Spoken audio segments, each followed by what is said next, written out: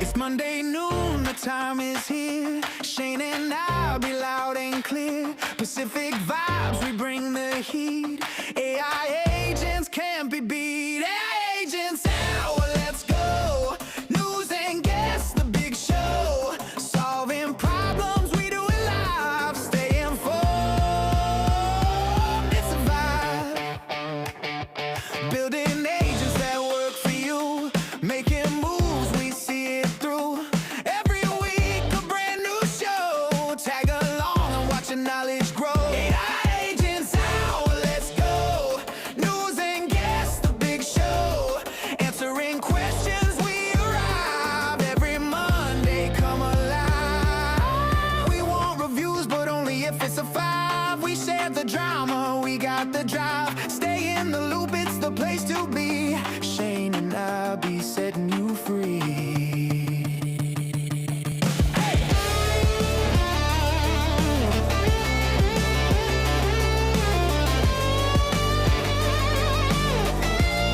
AI agents out, we're here to stay. Tune in Mondays, make your day. From the news to the problem solved. AI world, get involved.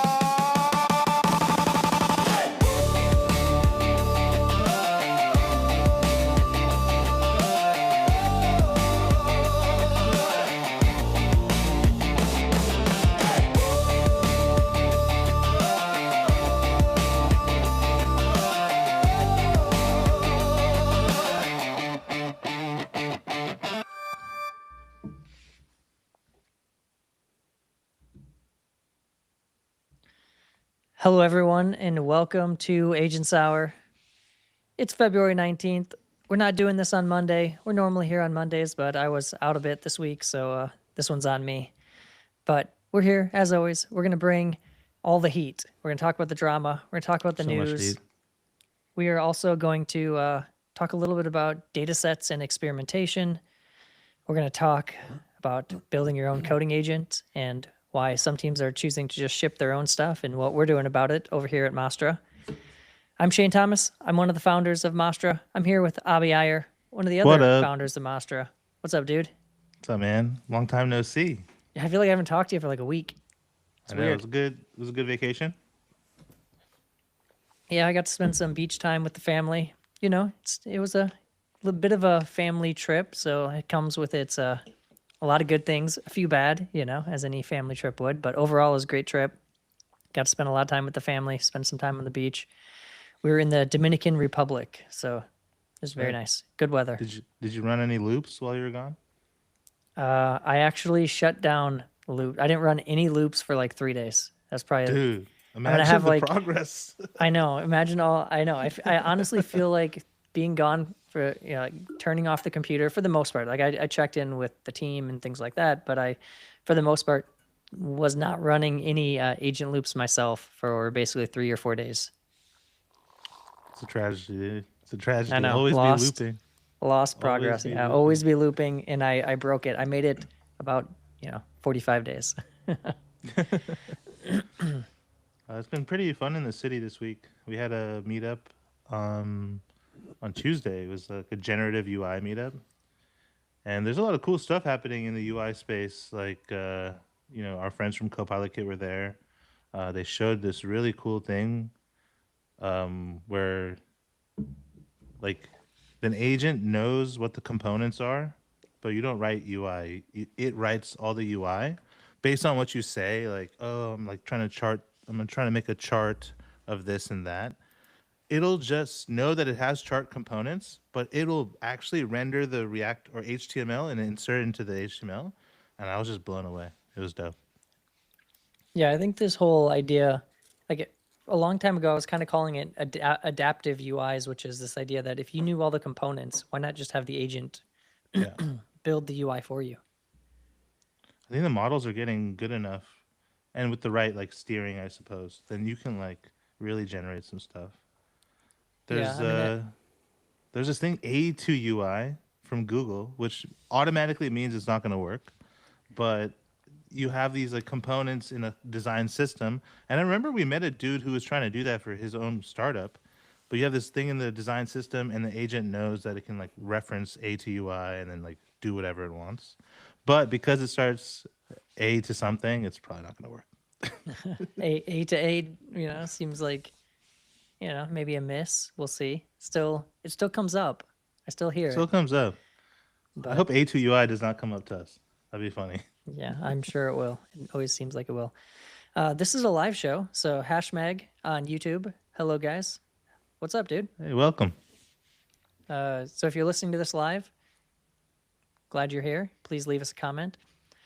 Also, go like and subscribe on YouTube if you haven't already. Follow us on Spotify. You actually go in and I've been told by the Spotify overlords, you need to actually go in and follow the show. That really helps us. So go in and follow. Give us that 5-star rating on Apple Podcasts, all those places. We appreciate that. We got a pretty good show today. Dude, there's a lot of stuff that's happening. I guess things are always happening, but it just feels like there are a lot of money moves going on. There are a lot of features being released, and it's tight. Yeah. And us having it, it's been 9 or 10 days since our last show. So there's even more crammed in than normal. A lot of things to catch up on. Yeah. Want to see something funny before we start? Yes, I do. I do want to see something funny. Share my screen here. So someone texted me this today, one of my friends, and I just thought it was hilarious.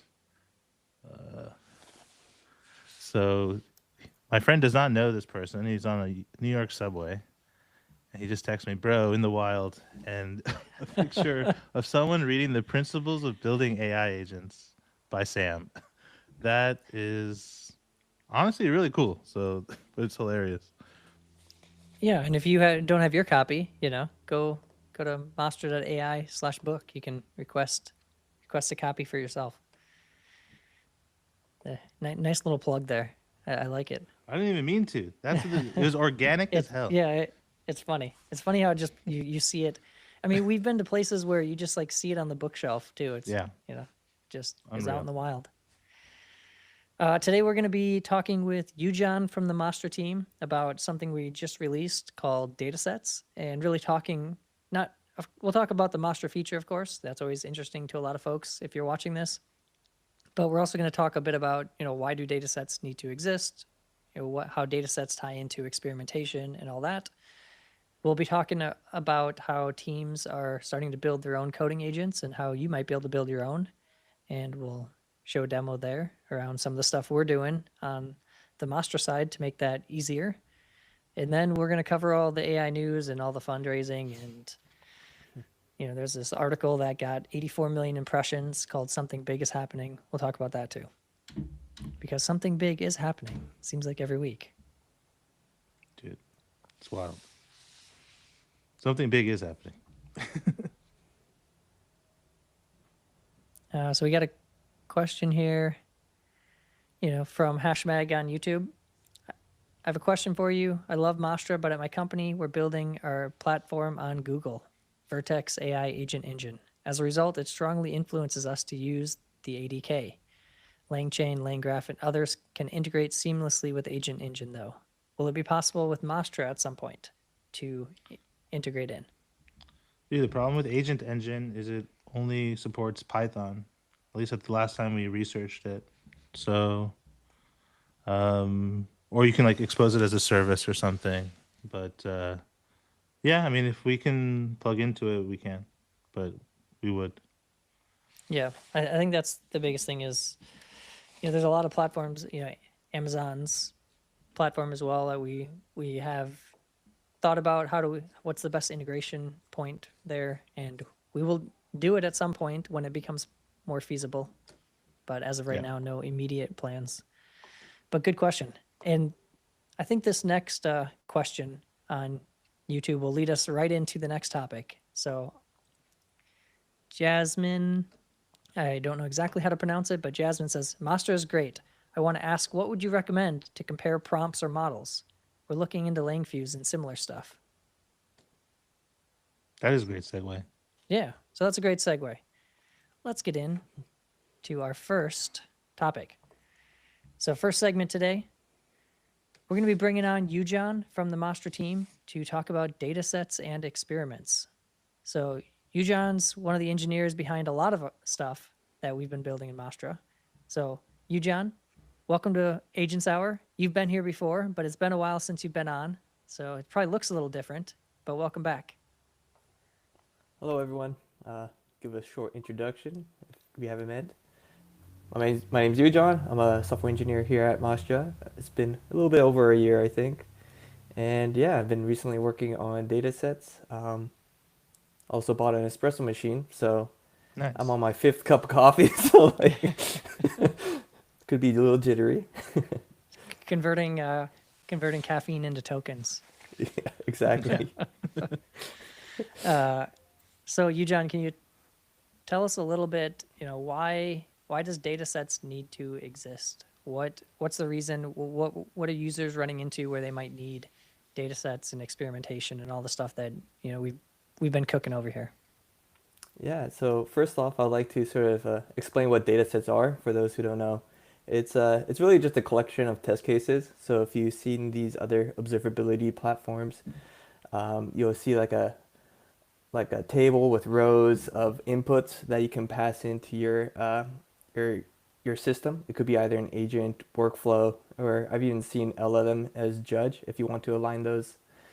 And the data sets themselves sort of provide this kind of baseline that you can use to then experiment with, try and change your prompt or change your model. So going back to Jasmine's question, how would you compare data sets, or how would you compare the changes of your prompt or your model is through the use of data sets, and then you'll run these through, here at Mastra we call these experiments, where you'll change either your agent prompt or your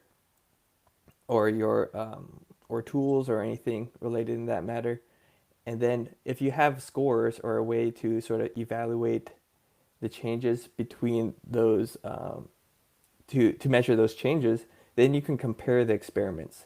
But I just want to make it clear that data sets, you don't need an eval to run a data set. You can also just manually verify it, and it's really the first step into error analysis as well. Let's double click into error analysis, because I think oftentimes when people hear the word evals, they run away because they don't want to do them. 2, this kind of this mysterious thing. But we also didn't know anything about evals too. But once we learned about error analysis, I think it kind of opened up our eyes. So yeah, why don't you explain that, John?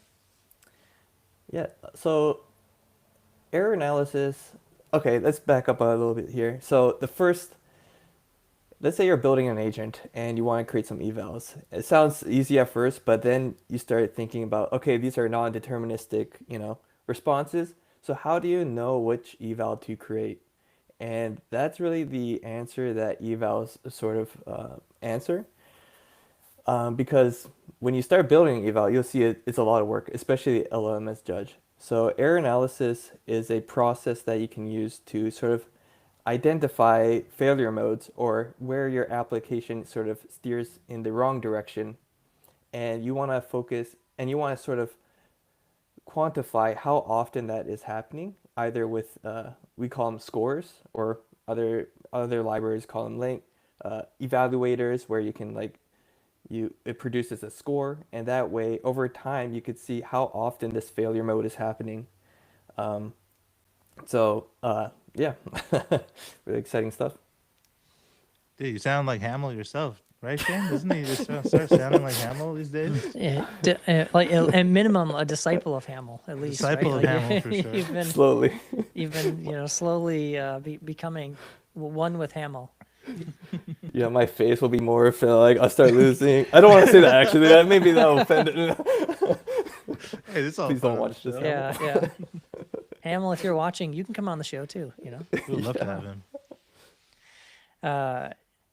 No, that's great. I think it's one of the topics that we talk with tons of users and people that are building at different stages of getting their agent into production. And sometimes it happens before they get in production. They realize, oh, we really need to verify that this is good enough. And sometimes it happens after they get it out and get it in the hands of users, and they are then wondering, how can I make changes safely where I don't break everything I already built that I've tested and ran through a whole bunch of test cases. And I think depending on the team size, they start the process at a different stage.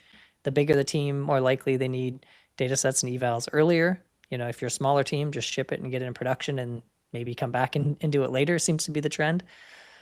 But it is something that almost any team that is building a real production agent eventually needs. Even some of the coding agents, it might have been Swix last week or whatever, 2 weeks ago, said that,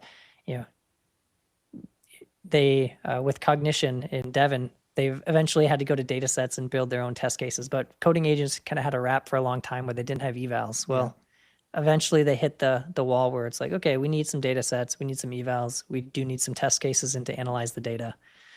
And so I think it's not a matter of, if you're going to need it, it's just a matter of when. At some point you will need it. And it's nice that now you can just do it within Mastra. Yeah. Also, when people start thinking about evals, they start thinking about like the whole picture right from the beginning. And I think that's where a lot of people get tripped up. And when something is so mountainous, you don't want to do it right now. You try to push it off till later, and then you get screwed later. But with error analysis, you focus on what's wrong. Okay, granted, maybe everything is wrong for you, so then you're screwed anyway. But maybe there are things that are happening in the turns of an agent loop that are going wrong, and you just focus there, and then you can over time build this stuff out. 2 weeks ago, I went to DOS HQ. Shout out to the homies there, and I met a really cool guy from Harvey AI, and they're a big law firm, and they only ship based on their evals, but they've built them up over so much. They have so much content of lawyers and back and forth, and for them, it's really about steering. Like these conversations need to be steered in the right way, according to compliance and all this other stuff that's going on. So it's just something you should probably like start understanding sooner than later. Let's see a demo, you John. Yeah. Yeah, Sounds we always, good. the audience likes to see things. Seeing is believing, right? And the interesting thing is if you're watching this, even if you're not using Mastra, I think a lot of these principles apply that if you're building an agent, you should probably be considering what does this process look like and how do you actually evaluate your output over time. All right, it's gonna share my screen right now.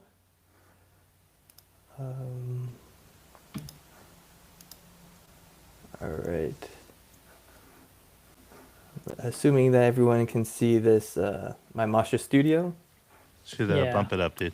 Bump up, Bump it up. bump Oh, up yeah. the zoom a see few that. clicks. There Maybe we like go. 2 more Yeah. clicks, dude. One more click. One more click. There you go. All right. There we go. All right, so yeah, let's get started.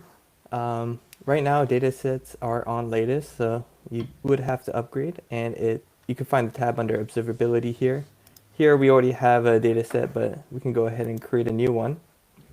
Now, a dataset requires a dataset name, so we'll just put in test here. We can also put in a description as well as provide a schema. This is useful for like just making sure this validates the inputs for each item in the data set. For example, let's say you want to create a data set for a specific workflow. So we have this ability here to select find out what workflows are registered on your master instance, select those, and you can already have your validation schema ready. Other ones are agents we have, and as well as scores. So let's go ahead and create this data set. There are a couple ways to add items to your data set. The most easiest way is just clicking this button and just say whether in Seattle. Or another way we can do it is import through a CSV. So we can go ahead and do that as well.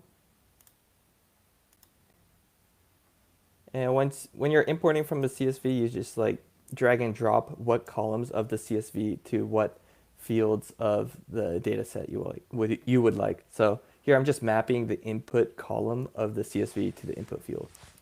Can you explain what ground truth means? Yeah. So ground. So the okay, that's a good point. Other observability providers have different names for this. One is like one output, another expected output, and ground, and then there's also ground truth. So the reason why we went with ground truth here is this is something you want to compare, usually within a score. You want to compare the response of the agent or the workflow or pretty much anything that is, factually correct for context. What it could be anything from like making sure that the tool was called with the correct arguments to actually making sure that the agent response has some information that's contained in the ground truth. Yeah, I hope that was So if clear. the input was 2 plus 2, the ground truth is 4. Exactly. Yeah. All right. Got it. All right, and then let's go ahead and we'll validate. We'll import these. Now we can go ahead. We have our list of items, and we can edit here. We'll change this to Toronto. And any kind of mutation that you make to a dataset item creates a new version. So you can see the history of the version for a specific item by clicking on the history for that item. So here you can see it's Tokyo, latest Toronto, or we can go back and we could select a version as well. So if we select the first version, we see weather in Seattle. Now this is useful if you would like to, once I show how to run an experiment, let's say you ran an experiment a few weeks ago and you were now trying to iterate on the prompt and make it better. So, however, there are some changes to the data set itself, and you want sort of an apples to apples comparison. So you want to run the experiment on the same version. So you can do so by selecting that version and then hitting run on it. But for this demonstration, we'll just go on latest and run the experiment here. Select agent. Yeah, we don't have to select a score for now, and we'll just run through these. And yeah, it shouldn't take too long, but okay, let's go ahead. So once the experiment's finished, we can see the inputs and the outputs. And now this is kind of like the process of error analysis where you go ahead and you sort of inspect, was the output correct? Was the correct tools called made? And if you see anything wrong here, you go ahead and sort of click on the traits that this agent run generated, and you'll go through the steps and see where did it fail. For example, was the tool called with the correct arguments and stuff like that. So Dude, this is dope, dude. This is dope. and it's kind of nice because yeah, maybe I'll talk a little bit after this. But okay, let's say you did attach a score and you ran a couple experiments and then you want to compare the results. So I have one already set up here where we're going ahead and we're going to compare these two. We're going to compare these previous experiments I ran with the translation score. And we can see here that that there was an overall improvement. I just made a kind of a tweak in the prompt to make it better. But another thing that's kind of nice to know is when you're comparing older versions of a data set, you'll be notified in the UI that that there is a mismatch, just to be aware. Now, one kind of cool thing I think of Mastra datasets is all the data is stored in your database. So like you see these observability providers have their own agent, and you can like talk to it and query about like, oh, what kind of traces or what kind of failure modes or questions about your data set results. You can go ahead, like the thing about those agents is that they're kind of a black box and you don't know what's going on under the hood. Whereas here, you can actually just create an agent, look at the results, pull in the traces because everything's inside your Masha storage, and then start like iterating as like, oh, you notice that there was this item result was scored lower. Maybe you go and dig into that trace and see why, and come up with a solution. So this is really just like kind of the tip of the iceberg here, and there's still a lot of work to do, but it's pretty exciting stuff. Yeah. That's Great good. demo. And I imagine too, in a lot of cases, it's likely running that data set or that experiment from like a CLI or, on a PR, right? Things like I imagine that happens quite a bit, or that's easy, relatively easy to do with the SDK. Yeah, actually, let me share another window here. Here, pretty much same thing. Here's kind of the API we came up with. Boost some Oh, let clicks me on bump that. this up. Yeah, let me bump this up. Okay, there we go. One more click. One more click. Okay. It's always 2 clicks past where you're comfortable. Yeah, yeah, right. Like, what is this? Like 150% or something? Okay. But yeah, you can go ahead and you can access the datasets manager off the master instance. Now, there's only one requirement for using datasets, and that's pretty obvious. It's storage. So you need to make sure you have your storage set up. And right now we support libsql and Postgres, but we'll be working on pushing out more storage adapters or supporting more storage adapters here. So here we're creating a data set, and I've also added in an input schema. So what we saw in the UI before, that was a JSON schema, but we also support Zod as well.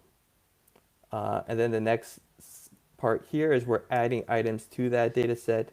And then there's 2 ways to start an experiment. This is more like a synchronous kind of blocking way to run an experiment. This is kind of useful if you want to, this is what you can use in CI, for example. But the other way, how the UI will start this experiment in the background is we have it here. You'll go ahead and start experiment async, where it returns like a status, and you can sort of check when, you can use polling or some other techniques to determine like when was the experiment completed and stuff. So right when we're going to start this experiment, and then we're just going to go ahead and log the results for each item in the data set. And let's go ahead.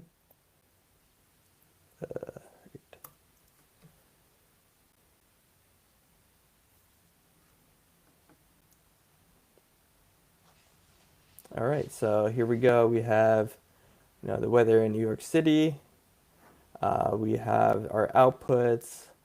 Here we have the translation score quality. Actually, let me backtrack here a little bit and explain about this start experiment API. So here we're specifying the target type, which is agent. It could be either agent, workflow, or score. We will also specify the target ID as well as any scores as well. So here we have the same thing, translation quality score. And what this score is actually doing is just making sure that if I were to use Japanese, for instance, like weather in Tokyo, we still respond in English. Yeah, this is sort of how our API works. And from here, you can, use Jest or Vitest or whatever testing framework you want. And that's one way you can sort of add this to your CI process. Nice. I wouldn't run it on CI. I wouldn't run it all the time on CI. Yeah, it is expensive. It can be expensive. Yeah. I mean, I think it depends on what you have. Like, I have seen teams have like small data set and then like a full data set. And a full data set they only run, every once in a while manually. And then a small data set they run only when like their agents or their prompts change, right? It's just the smaller. So yeah, definitely you're gonna run up your token bill, but you can configure your CI to only run when certain files or certain folders change, and then it's a little more manageable. Even if you're not writing evals right now, you should be collecting traces. And if you're using Mastra, just start curating data sets. Even though you're not going to write an eval, you're going to run into messages that you thought were really good or really bad. You can just start collecting them, and then you can push that off to another day. But the eval part of it. Actually, that's a good point. Let me share one more thing I forgot. All right, your last chance. We're running out of time here. Here we more go. thing. Okay. So be quick. And one more thing. Mic drop moment. That's Avi just reminded me here. And then we have a few questions in the chat we'll answer afterwards. So let's say you did see some problematic traces. For example, this one. you could go ahead and press save as dataset item, and you can modify it. You could select your dataset. You can also modify the responses, and then you could go ahead and save item, and they will appear in your dataset, whether in Toronto here. Okay, that's one way to start building out your test cases, or I mean your dataset. So if you're a small team, just ship your agent and then use your users to generate data sets, because they will ask interesting questions, or they will do things you did not expect. Another technique that I've seen a lot of people do to generate like the first set of, you have your common cases of what you're going to know that your happy path. That's probably always going to work anyways, because you kind of designed the agent to work well for that happy path. But a lot of teams will just like add this agent to Slack or Microsoft Teams or whatever, and let others on their team internally start to just ask questions to it if it's like some kind of chat agent, and that way they generate some outside the box questions that will get added to the data set. So it's like just expose your agent to someone who you would not expect, or who will do things you would not expect, and let them run with it for a while. All right. Well, Yujan, thanks for coming on Agents Hour. How can people follow you? Oh, you can follow me on X, I guess, under Ujon Atris, and LinkedIn, Discord. Feel free to message me if you have any issues or any suggestions or any improvements that we can make to this the datasets feature, because it is open source, so like everyone can pitch in their ideas, and we could probably make it really great. So I'm really excited to see this in the Hell yeah. future. Yeah, and before we kick you off, a couple comments. This is great. This is from Jasmine. Jasmine, we were discussing this today on our team, and you delivered it. So nice job, you, John, and others. And then also from Sebastian, what's up, dude? Can datasets also cover multi-step human-in-the-loop workflows or general multi-step conversations? So for the general step multi conversations, I would say yes, because the data set's just going to be an array of those previous messages, though that may be a little bit difficult to, in my opinion, be difficult to perform error analysis or see what's going on. So you sort of want to simplify the inputs as much as you can, but if you can't. As far as human in the loop goes, that's a good question. That's something I will look into. So maybe at some point. Yeah. Because yeah, that is kind of interesting. Like, how would the human in the loop work? You'd almost have to either simulate it or stop each data set item and then let a human respond, which is probably possible, but seems a little tricky to pull off. Yeah, you might need some like external data, and maybe you have like the ground truth would be like those, one part of the ground truth would be those inputs, and it will somehow need to feed it that way. Yeah. I mean, for us, we have like suspend and resume schemas, so you could kind of mock it out, but we'll get back to the lab and figure that out. All right, you, John. Thanks for coming on the show, and yeah, we'll talk to you soon. Yep. See you all. Peace, dude. Bye. Peace.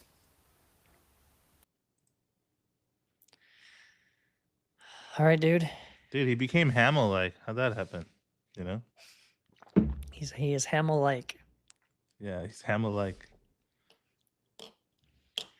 All right. We have one more comment from Sebastian. Thanks for clarifying. Human-in-the-loop workflows would work well if you expect some sort of multiple-choice answer that you can generate permutations from.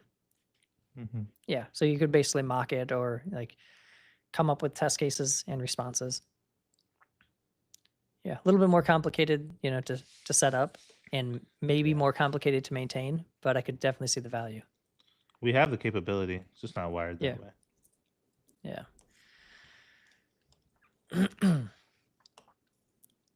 Now on to the next segment.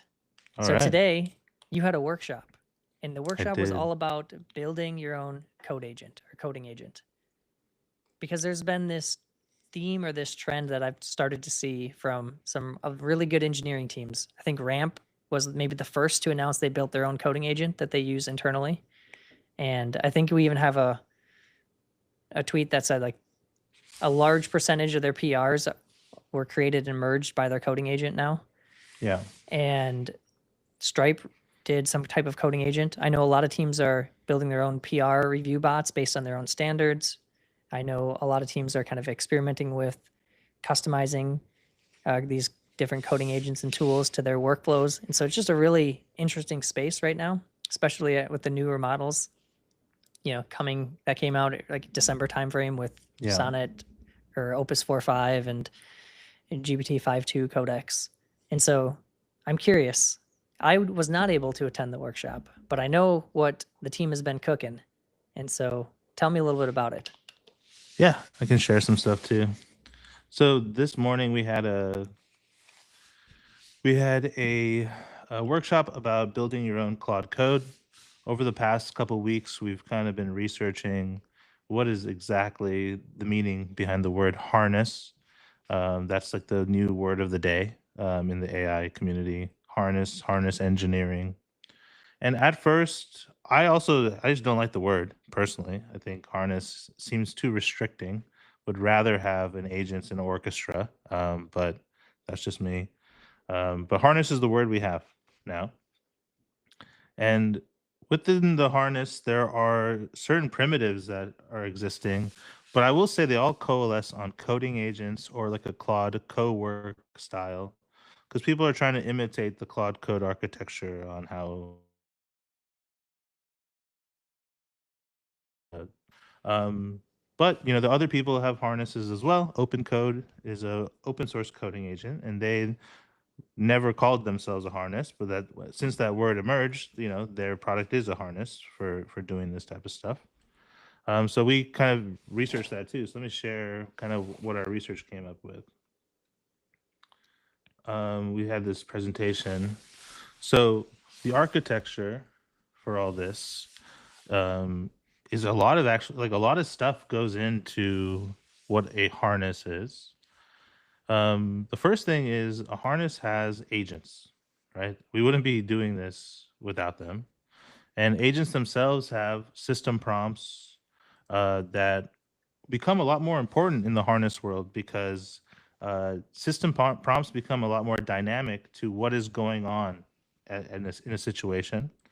Your system prompt may change from turn to turn based on what you're doing. Memory becomes super, super important in a harness because you're either in a single session or multi-session and you need to keep working on something. You're steering an agent to do something for you. And you need to remember that. And, today people go through compaction. I don't anymore, neither does Shane. We observe things. Tools, super important because, there's, harnesses really do need file systems and to be able to execute code.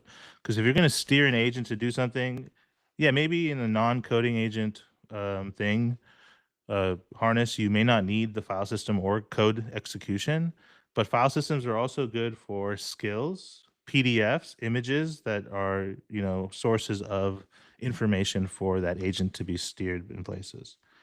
So anyway, so a workspace becomes completely necessary in this architecture. You need a workspace. We also did an episode about emerging agent patterns. So I'm telling you that we had already talked about this. But another interesting thing a harness does is it has modes. Now, in the coding agent sense, a mode is build, right, where you can execute things. Plan mode, where you're just in read only, you're trying to plan, and maybe plan mode has a different model, build mode has a different model, fast mode has a different model. And in the context of a coding agent, this makes sense. But in the context of a co-work agent or something like that, you'd have different modes and different system prompts that are dynamic and different types of memory for the type of mode you're in. And I think the thing that separates a harness from an agent, even though they're very, very similar in concept, is this concept of a situational mode, where if the conversation is within a situation, I don't know a better word than that, I'm going to be in this mode. I'm going to automatically go into plan mode. You've seen that in your Claude Code agents. I automatically go into plan mode, or they tell me, hey, I'm switching to plan mode, we're going to plan mode, because the conversation has steered the user into becoming into the different mode. And now the experience changes. And now I'm in the mode and I switch back, right? So the mode is very, very interesting here. It makes the agent very dynamic. So it's almost like you know, we've talked about this idea of like handoffs, but you're almost handing off to a different agent. But in this case, you're like switching modes. It's like you're switching basically modes, like yeah. you're just switching modes between, you know, one phase to another depending on what you want your agent harness to do. Correct. And like different modes could have different tool policies and all kinds of fun enterprisey type things. The last thing I'll mention is steering and policies, because streaming and stuff is, I don't know, look at the web stream workshop we did. Steering is this new word in this harness world, because I guess, I don't know, I've never ridden a horse, but I guess you can steer them. But and horses have harnesses. Tool approval becomes table stakes, right? A lot of frameworks added tool approval in the last year. Duh, because it's a primitive that you need to be able to control which tools get executed by who. Does the user want to do that? No, yes. You need to have a YOLO mode, because who cares about permissions sometimes, right? And then also tools have certain categories. In a file system, there's read tools, write tools, but like in a different business, there might be this is a sales tool, this is a marketing tool, and I don't have access to call the marketing tool. I need to request approval. Like this is there's a whole like approval flow there. You need to be able to abort, right? Stop is your best friend, which all the harnesses have. Like even Lovable in them are effectively harnesses themselves. And then asking a user is a huge thing in Claude desktop today. Asking Q&A has become a feature of this, right? How many times y'all get asked like, oh, I need a clarifying question. Did you mean A, B, C? And then you always have to have the option of D, right? D allows you to steer the conversation in a different direction, which I guess that's where I like the word steer. So that's steering. Lastly, to wrap this up, policies, right? I was just talking about tool approval. Like different agents in this harness have different policies. Like, are they allowed to do things? Can they call sub agents, right? Can they do these things? Like permissions become a very important thing. Also, if you're doing a harness and these harnesses have max steps 1,000,000, right? They don't want to stop. They only want to stop when reasoning is done. So you're going to have to track cost. And if you're doing different modes, they're going to have different costs per mode, right? Like your build mode probably costs a lot. Plan mode probably costs a decent amount. Maybe fast mode, you're using a smaller model. So it's not as, should track this stuff because, it's going to cost a lot of money. So it's always good to do that.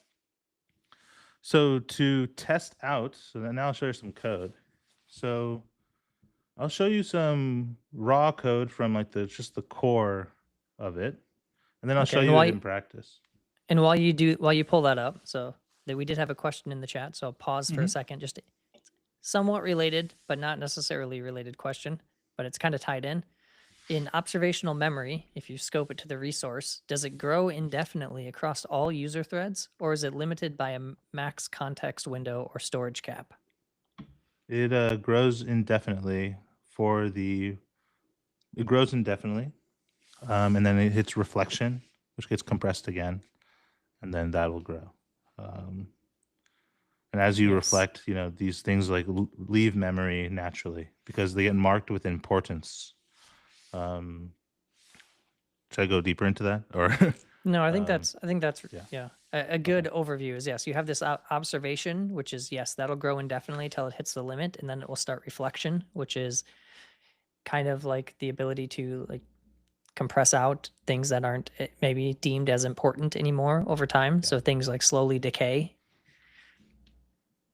Yeah. And it's up to the user, like in the application you're building. Like for example, our friend Corbin at Artifact, they're using observational memory, but he was getting observations across users.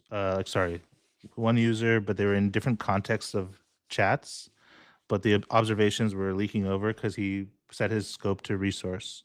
So if that's a user kind of case there, yeah. All right. Cool. Should we look at some code?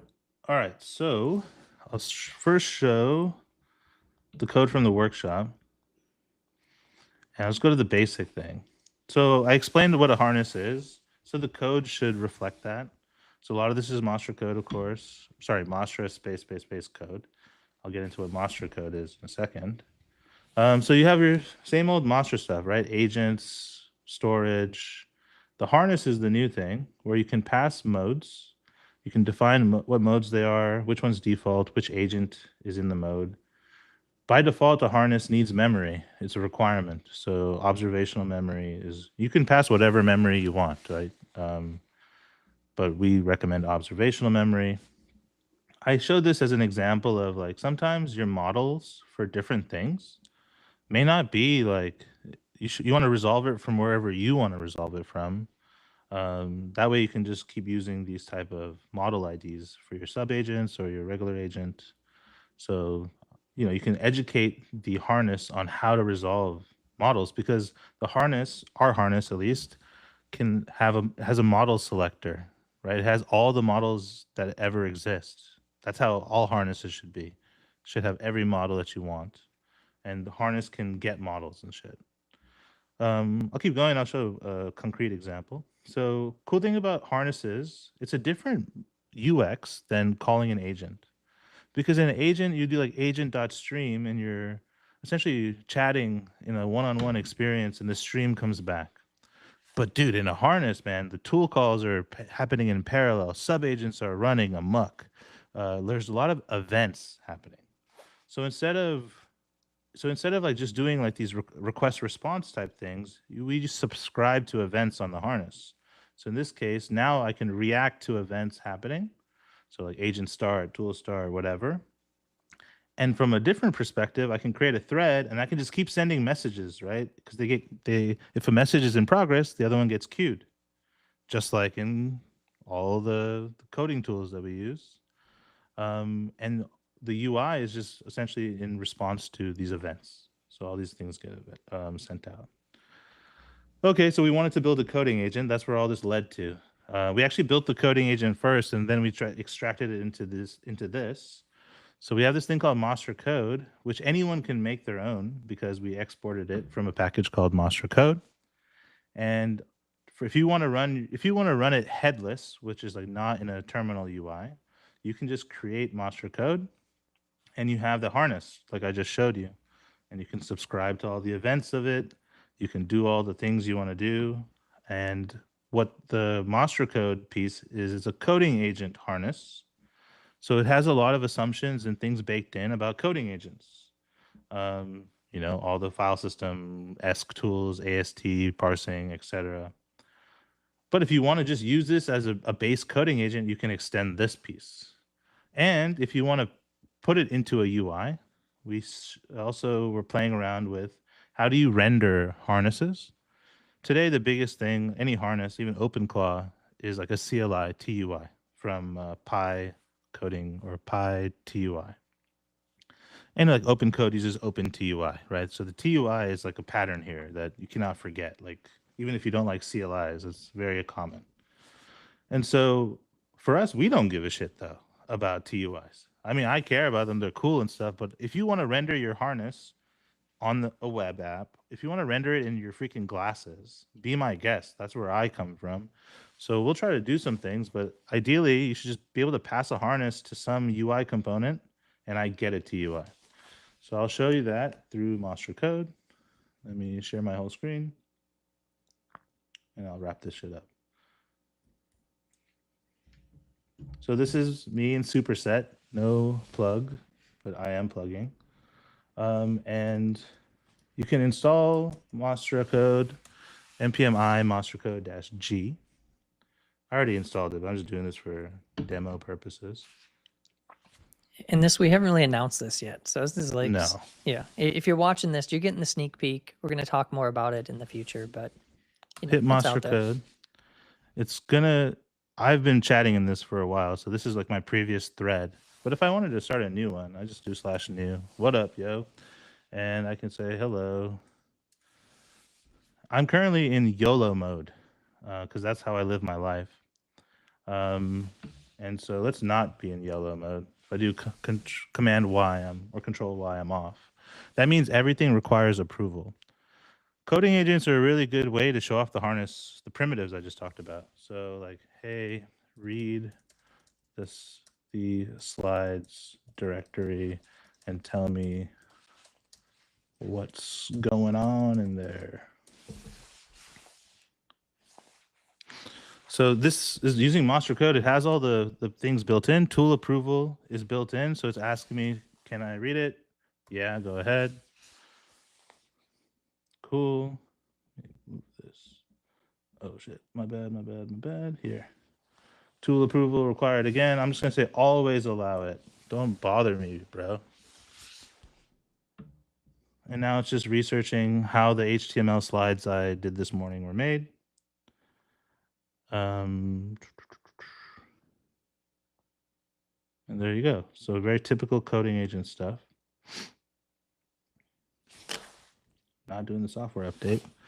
You also have other controls in here. So you can look at what the subagents are here. You can see that in Monster Code, we have an explore subagent, a plan subagent, an execute one. So you can do things in the background.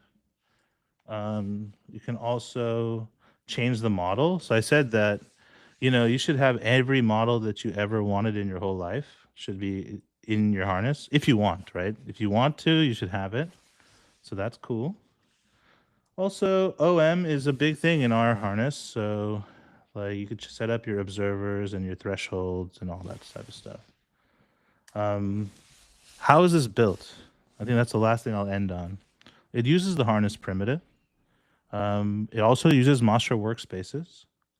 And those two things put together, plus the agent primitive we had already been working on and everything that we work on. Also, you can trace this and observe it and do a lot of some dataset stuff if you wanted to. It just made a lot of sense now. I don't really know what the future is for harnesses, but at least you can try it out. There you go. Go build your own coding agent. Yeah. All right. We do have a question kind of related to observational memory, related to the last question, I believe. I'm curious, the content of the memory, if saved, would it tell a complete story about a dialogue? Yeah, because the observations are inherently like temporal, like time is a factor. So yes, but the thing about observations is they get marked in a level of importance. So like red, yellow, green is a good way of putting this. So the things that get compressed or lost are the things that are not important. They're marked that way. And the observer, we're gonna expose ways for users. You can like self edit the observer and change the rules and however that works. But we have a base way of doing that, and you should be able to change those things yourself. Yeah, and I think Tyler, who was kind of the one who led the charge on observational memory from our side, he had a really good response to a question, and the response was essentially you have to decide when you're building an agent where you're okay with like lossiness happening, right? Yeah. Most common approaches to memory say we'll store everything in the database, which Mastra does. Mastra stores every message, so you still have that. But on retrieval, you often get irrelevant information. If you think about, a search, if you go to Google and search for something, not every one of those results is relevant. If you go to 3 pages, there's probably only a handful that you really want to read, right? And so if you think of all that extra context that might not be related, now you're asking the agent to go through and pick out which parts of the context are right based on that. So you end up adding a bunch of extra context that's actually not that relevant to the conversation. And so you kind of decide, do you want lossiness, on retrieval? Do you want lossiness on, kind of the initial observations? And what we found is, and the benchmarks kind of support this, doing it, on the observations was, yes, there may be some subtle loss in those observations. It might not capture every single detail, but in that compressed format, it actually performs really well. It's kind of like if Abby, if you and I have a conversation, we're not going to remember every single thing that we ever talked about, but we will remember most of the important parts, right? Exactly. And then you can always pair this with like a search tool where if you wanted the agent to go up and say, go back and look up some additional information, like, oh, I remember that conversation with Abby from this time frame. Use the search tool to go get the exact things that were said. You could Yeah. always kind of combine some of these things together. But on the surface, I think observational memory seems to perform very well compared to some more retrieval-based memory solutions. Yeah. Coding agents are cool. Like, the fact that Ramp and Stripe has one, and like, I think a lot of it is just customizing for modes. I think that's the big appeal, right? Customizing for modes, using different models, different tools, and all that type of stuff. Yeah. Yeah, and if you have your own coding agent that's kind of tied to your development workflow, and you know it's using the same model as Claude Code and Open Code and all that, you can select the model, right? Yeah. I think there's a lot of, I think a lot of people think that Claude Code is some kind of magic, and it is very good. Like I love Claude Code, Yeah. but most of the magic is in the model, right? Yeah. Claude Code is awesome. It does a lot of good things, but most of the heavy lifting is the model itself. And so if you frame it in that way, then a harness is essentially a wrapper around really good models.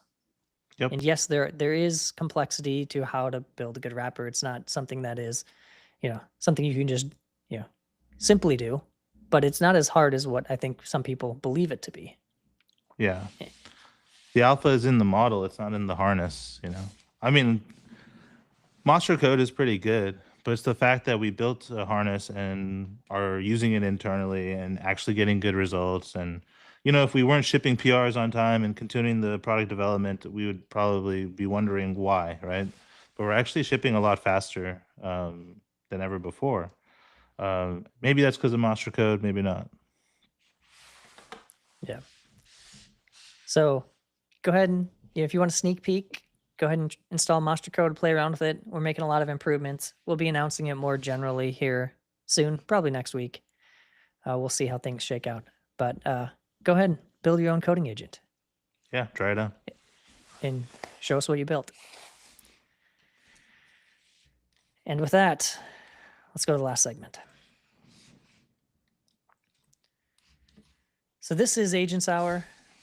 Now we're going to be going over all the news from the last week. Actually, probably about the last 9 or 10 days, because it's been a little while since we've done this, and there has been a lot of news. So much. So should we news, get dude. into it? Yeah, let's start with the juicy stuff. All right. So first, let me share my screen. And there's a little preview about some of the things we'll be covering. First, something big is happening. This thing was originally, it was about 9 days ago when it came out. 84 million views on this post. Yeah. This is a And good post. This hit a nerve. And I think some of it is a little exaggerated in my opinion, but I think the post is overall pretty good. That'd be my take. What was your take on it? I mean, I wouldn't consider it like rage bait or anything, but it's just a good perspective, right? It's just a different perspective, a good perspective, I do think it's like we're living in a world where like the model companies are like, waging a war, and like we're all like just like the dudes on the outside of the kingdom, Yeah. I mean, I think it hit a nerve because it kind of was written for people that aren't in the space. We're in this Yeah. space every day. We're keeping track of all that's going on X and other places, all the releases, every new model. We know when there are jumps. We noticed in mid-December that things got Yeah. even better. I felt it. I think it got a lot of people excited. But if you're not in this, you're not seeing what's possible today. And you're probably 6 months, 12 months, maybe even 18 months behind because you're just not really using it. I know a lot of people that are even developers that aren't really fully utilizing coding tools because they're at an organization that doesn't allow them to. Yes.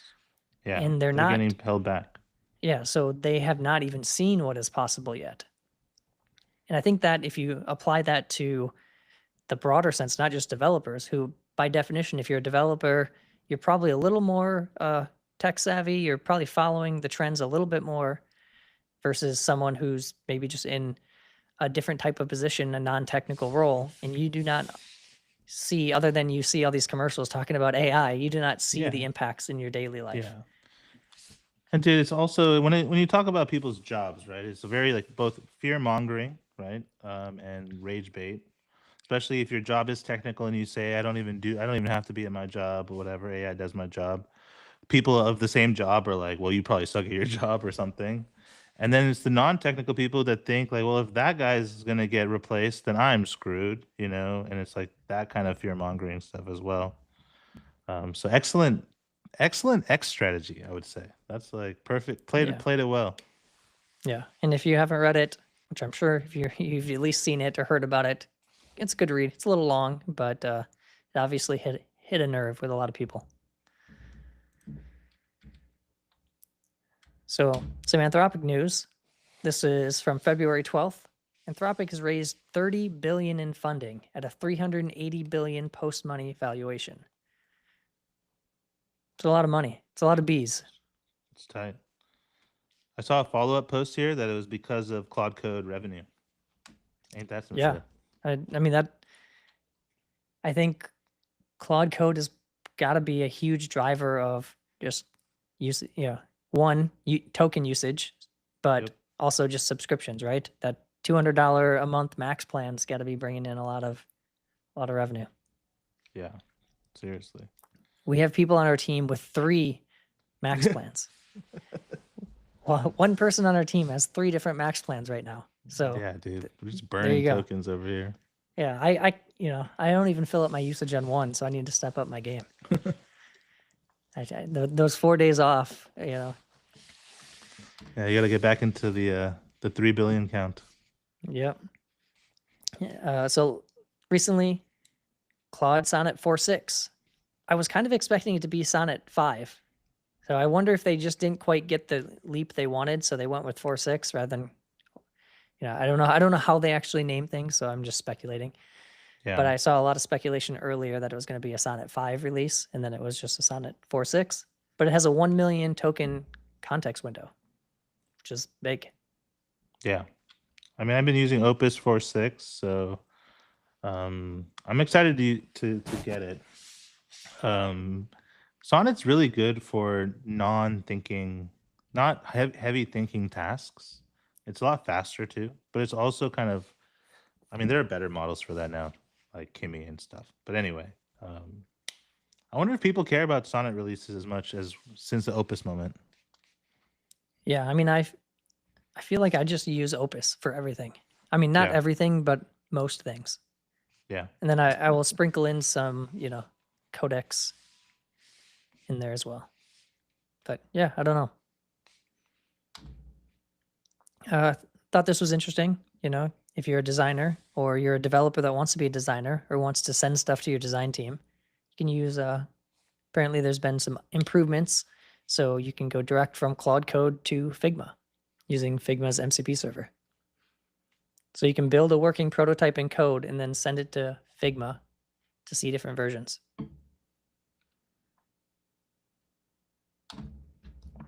So there you go. Now we have some OpenAI news. Fun OpenAI news. You can just build things faster. Yeah, all right. Dude, I was They- sitting next to someone who got access to Spark, and it is quite fast. It is quite fast. So I do have this question. So right now we've kind of been training ourselves for the last, I don't know, 18 months now, 12 months for sure. Definitely 12 months where we kind of get in this mode where we will send something off and then try to manage multiple tasks, right? Yeah. There's probably a world though where the models are just fast enough that it actually doesn't make sense for you to manage 2 things at once. You just stay on one because imagine it where it sometimes will take 2 minutes for it to go off and do things, sometimes longer. Yeah. But what if it never took more than 10 seconds or never took more than even 30 seconds, would it be beneficial to go off and start a new thread or bounce between tasks? Or would it just make more sense to stay focused on that one thing and just work really closely with a really fast Yeah. agent? Yeah, because you'll get it done in like half the time or something, right? Because you can just go deep. You can be like Go in deep, in yeah. it. Like if Dude. rather than like spinning the slot machine and seeing the wheels spin for a long time, if it just like instant push button and it was there, Yeah. you would never want to manage multiple threads. You would just stay on one thread for longer. And I do wonder if I would do that. I think we're going to get there. I don't know Yeah. when, but this is obviously a telltale indication that they can make things faster, and they're going to continue to make things faster. Dude, if it's super fast and you're super focused, you might churn more issues than this whole background agent thing today. No, I think you would, because right? there is inevitable like context loss when you switch, right? There's a Yeah. switching cost to anything. So if you can Yeah, stay true. like one of the things I think I've lost with these coding agents is it kind of taps into this like multi-threading, like multitasking part of my brain, which I previously wouldn't have thought myself very good at. Mm-hmm. But one thing I don't necessarily do is get in like the flow state of when I used to code, where I'm like deeply focused on one thing. But Yeah. if the agent was fast enough, you might be able to hit that again. I don't know. So something to think about. Like context switching is tough too. Even if you have like, because I'm like doing 10 things at once, right? And it's like almost like a built skill to get there. If it's super Yeah. fast, I think we're all gonna go back to one again and build the skill again. Yeah, it's like almost like starting over. And eventually it'll be, I think people scaled up to where you're at 10, I may be doing like 3 to 5 if I'm really in it. And then eventually that'll scale down to be like, oh, you can only do 2 because it's so fast. And then maybe you only need to do 1, and you just focus on that one thing until it's done. So OpenAI had this really interesting post. If you're wanting to learn more tips and tricks and techniques on building really long running agents and workflows, go ahead and read this. It's from the OpenAI Devs X account. It's released a while back. Quick note on this is pretty much everything we just talked about is in that blog post. So yeah, It's always good validation when different teams are arriving at some of the same conclusions, right? Yeah. And we definitely, other teams piggyback on some of our ideas. We've definitely piggybacked on other ideas. It's like we're all in this, building this together. We're all trying, we're competing, but we're also like building, right? Everyone wants to like, how do we make this process of building and writing code and building applications better? Yeah. And it's always good to share some knowledge. This was wild. The wildest thing. So Pete Steinberger from OpenClaw fame has joined OpenAI. That happened. Now the wildest thing about this, dude, which I'm happy for the guy. That's awesome. But he strategically was like talking crap about Claude models, and how Codex is his choice, and the next thing you know, he's at OpenAI. Well played. Yeah, and it was funny too, because it was originally ClaudeBot, which is really based on Claude, and then Claude sent him some kind of strongly worded letter, I imagine. I don't know the exact story, but you can only imagine he was asked to change the name. Then it was Moltbot, then OpenClaw. And then now to complete the story, completely away from the original naming, and now it's going to be, OpenAI Claw at some point. Dude, OpenAI has appropriated the claw from their branding, right? So now like it's such a good strategy move too, if that's like I don't know if it's owned by them. I don't know the structure of that deal of him joining. I'm sure OpenClaw stays, it stays open source. It continues to get help and traction. But what is he going to be working on, I wonder? Yeah. I saw some speculation that it was really a big PR move. I saw some speculation that he might actually be cooking up some stuff. We'll see. Yeah. You never know with these kind of things what the intent is. maybe OpenAI just had a lot of money and they wanted to stick it to Anthropic because Anthropic stuck it to them on the Super Bowl ads. Dude, what if it's just a revenge? You That's just don't crazy. know. It's when when you're playing with that much money, you can Yeah. play petty revenge games. But there's probably some strategy here. We'll have Yeah. to see how it all plays out, though. In reference to that first article, like something big is happening if things like this can happen. You know what I mean? This is weird. Indeed. All right. This is hot off the press. I haven't even Yes. had a chance to digest it yet. It came out. I first saw it at least maybe a couple hours before we were going live. Introducing Gemini 3.1 Pro, our new state-of-the-art model across most reasoning, coding, and STEM use cases. And Sick. it beats Opus on some things. Like if you look at like Terminal Bench, it's ahead of Opus. If you look at Bench Verified, it's only 0.2 below, scoring 0.2 below Opus in the benchmarks. That's So wild. it is arguably right there with Opus on at least a lot of things, which is kind of wild. Yeah, I'm gonna try it. I wonder if, like, dude, what if people start dailying Gemini? What a turnaround! Yeah, I mean, we've talked about it. Google's in such a good place to Yeah, really own things if they want to, right? And it really does feel like they've kind of been, at least for coding agents, right? They've always been third of the major model providers, yeah, at least for the last 6 months or so.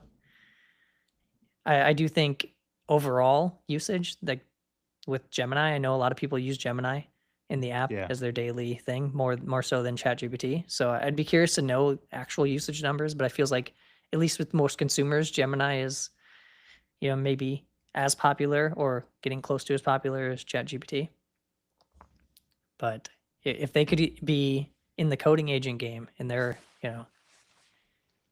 that's something. You could use 3.1 Pro in a harness near you. Coming to a harness near you. This is the So coolest thing. This. tell me about it. Okay, sorry. Yeah, WebMCP available for early preview. What is WebMCP? It's like a protocol that allows agents to perform actions in the browser. How are people doing this today? They're doing things like Playwright, browser use, browser-based, browser whatever. And with those things, you're either running a headless browser or you're doing an active browser and you're doing like Google CDP to talk to it. You're not really, I mean, you have like a connection to it and you're operating it, but what if it was just native to how browsers work, or at least how Chrome works?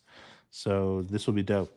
And coupled with observational memory, you could start scraping and have good context and all that stuff. So I've been working on like this browser primitive for Monstra, and I have it done, but like I don't know if it's the right thing to do because it's like such a heavy thing to ship a browser component.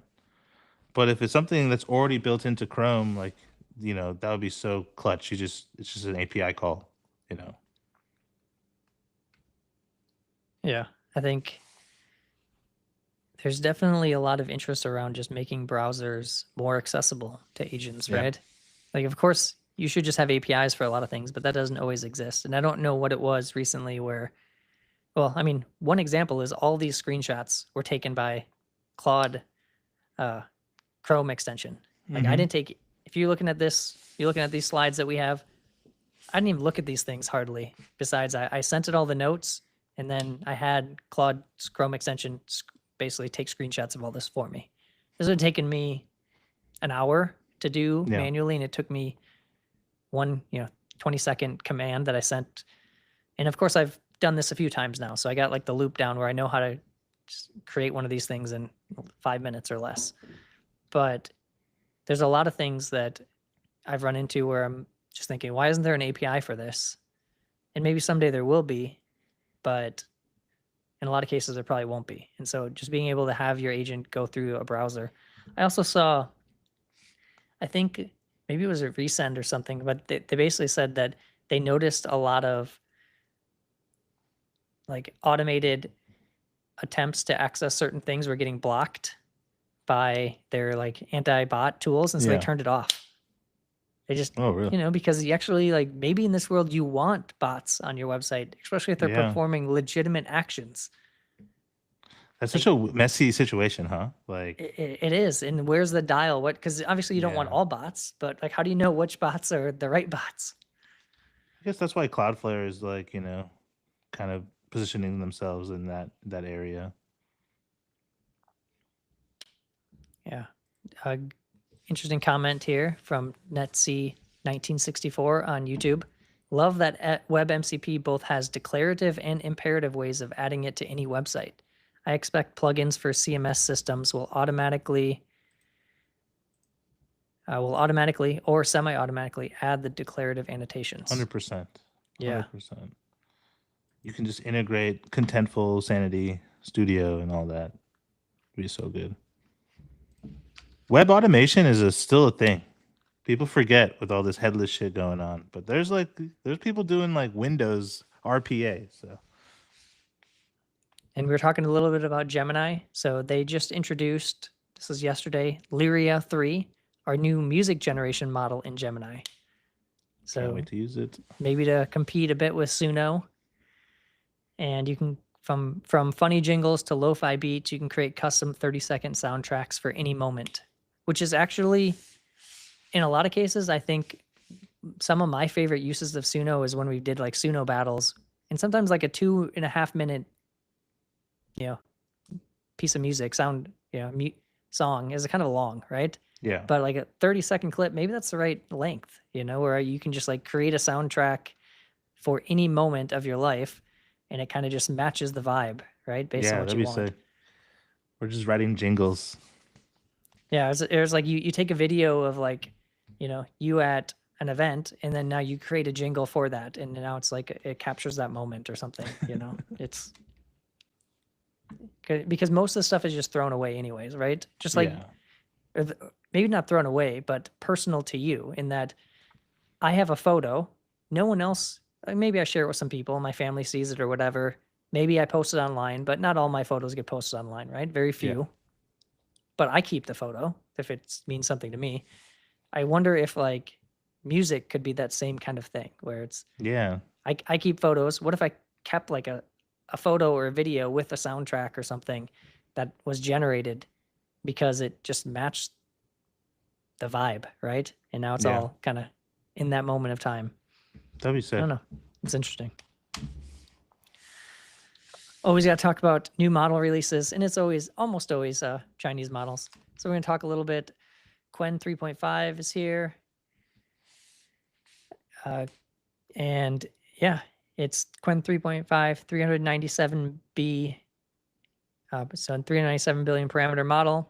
It's open weight vision language model. So it's for coding, reasoning, multimodal.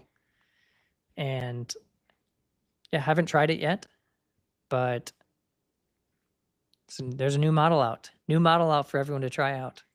Pretty sure Tyler probably already tried it. Yeah, to a model router near you. Yeah, to a model router near you. And then this is kind of some of it's a recap because this has been a little dated, but GLM 5.0 came out. It's been 10 days or 12 days or so, I forget. And Minimax 2.5, which we can't forget about because it's really good. I just like this comparison of images, and the GLM 5, what is it? Pelican riding a bicycle is pretty dang good. That's probably the best one. One of the better ones I've seen. The Minimax one's not too bad, but I don't know. Which one do you think's better? GLM, dude. I feel like GLM did a better job than Opus and Codex for making that same Pelican. Do you think GLM, they just like trained it on a bunch of Pelicans riding bicycles? Dude, yeah, your benchmark maxi there. I don't know. Benchmark maxi. It's like they know what everyone's tests are going to be. Yeah. It's like if you're doing a video model, you have to train it on a whole bunch of Kobe Bryant getting schooled in one-on-one, or Will Smith eating spaghetti. Like those are the benchmarks. Those should be the benchmarks. And this is from about a week ago, but Minimax M2 took number 2 on the Bridge Bench leaderboard. So this is just a highlight. Minimax M2.5 is a really good model. Like, Yeah. I think if you haven't tried it, I know some people on the team are using it. You kind of said it too. Like, rather than Sonnet, you might just use Minimax for those types of tasks. Yeah, it's like 72 cents. It's just cheap, it's fast, and it's pretty good. I think I would imagine it's pretty comparable to definitely Sonnet 4.5, and maybe Yeah. there's some. Obviously, in some cases, it's actually beating even 5.2 codecs. And there's a new DeepSeek model coming. As of now, or at least when I checked, it wasn't released yet, but supposedly it's coming, and there's a lot of hype. Now, will it live up to it? I don't know, but this is getting a little bit of traction. Less, cheaper inference, 1 million context window, and apparently can run on consumer hardware. So Yeah. we will see if it lives up to the hype or not. But I would expect that maybe next week when we're having this show, we will be talking about DeepSeek v4. So This is funny. Kimmy released, and it got 4 million views. Dang, released Kimmy Claw. So it's now, but essentially it's an OpenClaw clone. It's a OpenClaw implementation within their product using Kimmy. And they have access to the Claw Hub and all that. A lot of companies are doing these Claw wrappers, partly for demo reasons, maybe partly to sell. Yeah, I've seen a lot of people trying to wrap like enterprise security on it Yeah. as well. So it's like this is a more secure version because of all the malware issues that they had originally, and people wanting the promise of it, but not wanting the security risks. So if you could put a security wrapper on it, you could maybe get people to want to pay you OpenClaw's for a that harness security. too, right? Essentially, Yeah, it it just is. can do a bunch of shit. Yeah, it is kind of a harness around an agent that can do a lot, integrate with a lot of of tools and stuff. run. I mean, I think the unlock was just so many tools plus kind of the heartbeat, and things can run automatically. So it can kind of just it can prompt itself on what it should do next, which Yeah. is just something people weren't doing. And Yeah, then like Monster Code has a heartbeat in it, which refreshes the model list. You can like add heartbeats to it and stuff. Nice. And a bunch of other just launches over the last 10 days or so. Warp introduced a Dude, platform to orchestrate agents in the cloud. Yeah, and I don't know, I think it's whack, but that's just me. Yeah. I don't know. Haven't tried it, but it's out there. If you're interested in using from CLI to deploying agents, apparently you can do it with Warp. Browserbase built AWS Lambda with a browser built in. So they're introducing functions. So it's a new compute paradigm that co-locates your code in browsers to build faster browsing agents. That's So is this basically just like browsers on the edge, pretty much. or like browsers in like serverless functions? Maybe is a better way to state that. Or yeah, it's like a hosted function that the context of the function is already like next to the browser when it runs. Pretty cool. But why use that instead of WebMCP? I don't know. And this one it's something that came up a couple times. I'll actually share a different screen. And it's called Intent, which I just thought was kind of cool. The developer workspace for agent orchestration. So the idea is what comes after the IDE. If you don't need an IDE anymore, and to me, looks very similar to things like Superset, things like Conductor, Human layer. but it is a bit more structured, maybe. Like there's like specs and This looks, I mean, Dex is different- building like a very focused like planning version of this. I think people are colliding on this idea. Yeah, and I do wonder, like, I honestly don't know what is going to be what, I think maybe they'll all have their niches, right? That's Yeah. always going to be a thing. You'll find your team will adopt one and it'll work if you commit to it. It'll likely work, right? Or it'll Yeah. at least probably give you some benefits. But it's this concept of what's going to be better, a more general purpose agent that you just kind of define the tasks or the process the way you want, or a more specifically designed tool that gives you the process and says, like, if you follow this process, you'll have good results. And I Yeah. think depending on who you are and what like the DNA of your team is, you may want to be handed a process that says, do it this exact way and you'll have good results. Yeah. Or if you have a team that's maybe a little more battle hardened, or maybe just more opinionated, and they don't want to be confined to a set way of doing things, they'll develop themselves and use a more general purpose agent and probably have good results if they are able to kind of define their way of doing it. I do think majority of people like to be on Rails, right? So I think Yeah. there's a huge space in the market for these products for sure.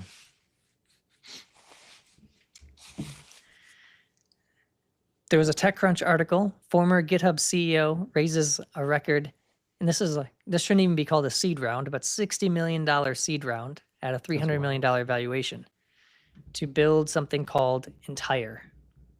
And it's funny because I'm not saying it's the same thing, but you were building Wit, which was essentially like, what if, Git was built a little differently for the AI Yeah. era? And so, I mean, Wit still exists. It's still out there. Yeah, I was ahead of my But time. You were ahead of your time. And so Entire basically is kind of around this type of concept, right? Every commit tells a story. Now you can read it. Yep.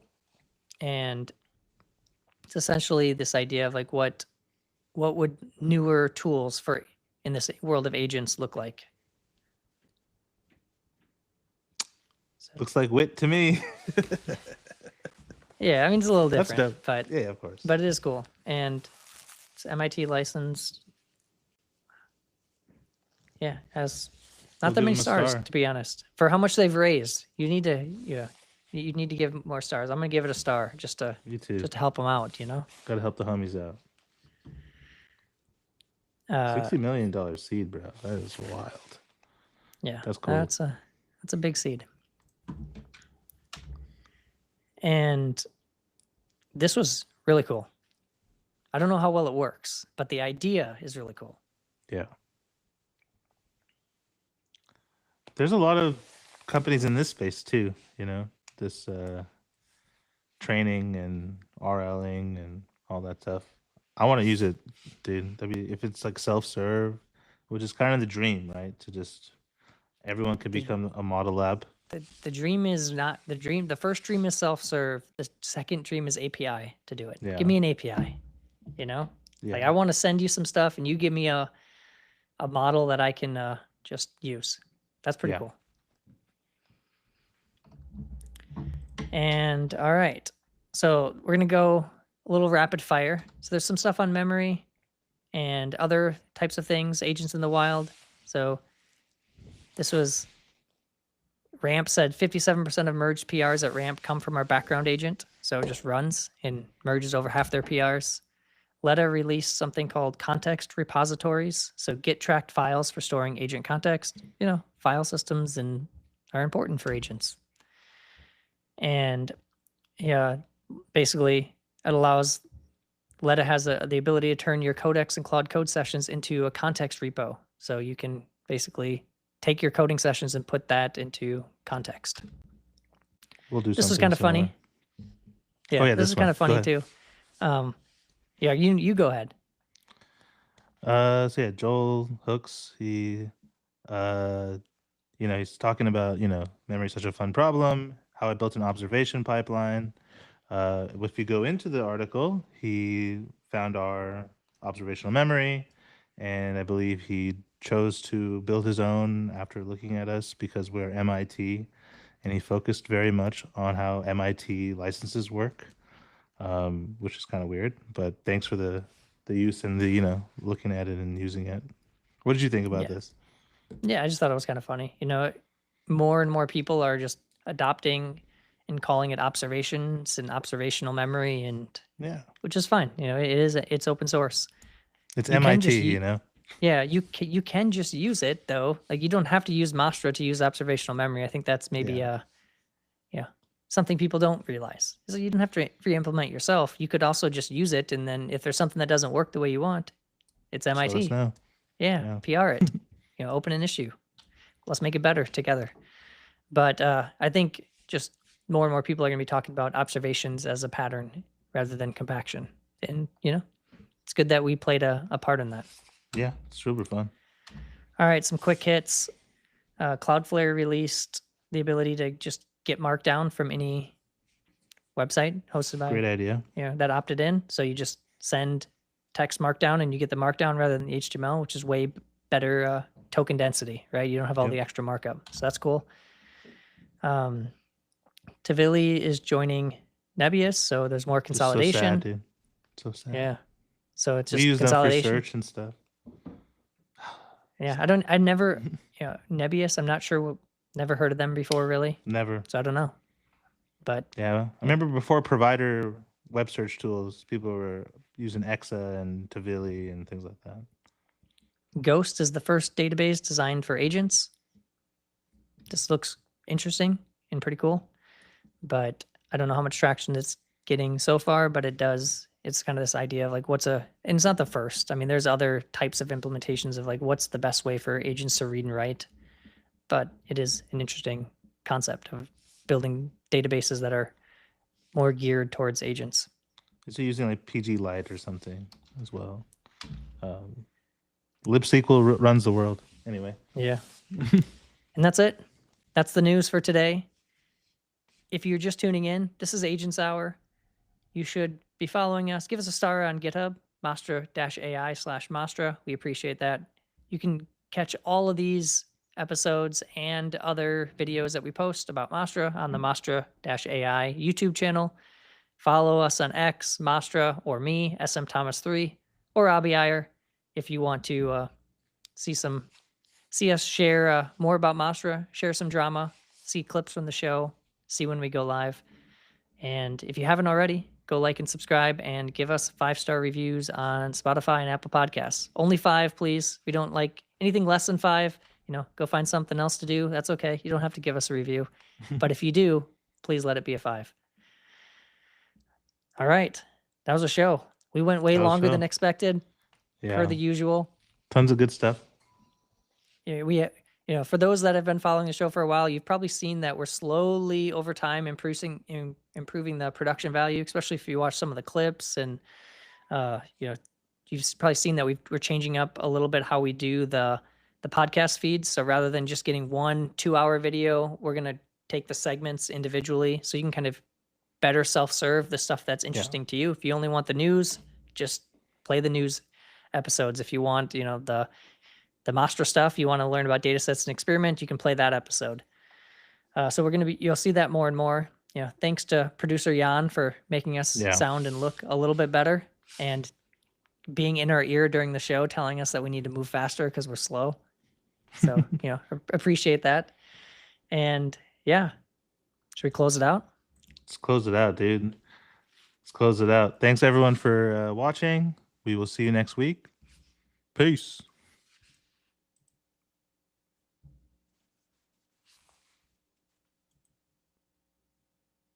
We'll see you next time.